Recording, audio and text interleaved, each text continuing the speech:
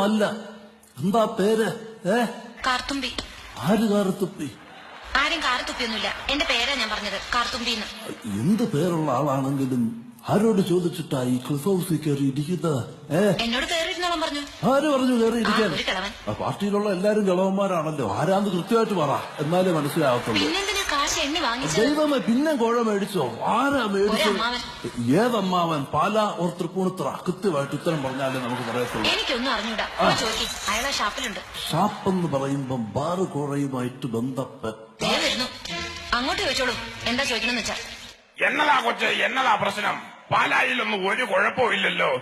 ഈ കുട്ടി പറയുന്നു നിങ്ങള് ഈ കുട്ടിയുടെ കയ്യിൽ നിന്ന് കാശ് മേടിച്ചു. പറഞ്ഞല്ലോ, എന്നോട് പറഞ്ഞല്ലോ അമ്മാവൻ കാശ് മേടിച്ചു. കാശ് വാങ്ങിന്ന് പറഞ്ഞത് ശരിയാ. ഞാൻ എപ്പോഴാ കൊച്ചിന്റെ കയ്യിൽ നിന്ന് കാശ് മേടിച്ചത്? വെറുതെ ഇല്ലാത്തത് അമ്മാവൻ കാശ് വാങ്ങിന്നല്ല ഞാൻ പറഞ്ഞു. എന്നോട് പറഞ്ഞു അമ്മാവൻ കാശ് മേടിച്ചു. നല്ല കാശ് വാങ്ങിന്നല്ല ഞാൻ. പിന്നെ ഞാനാണോ കൊച്ചിന്റെ കയ്യിൽ നിന്ന് കാശ് പറയുന്നത്? വെറുതെ മോണ പറയരുത് കേട്ടോ, മോണച്ചി.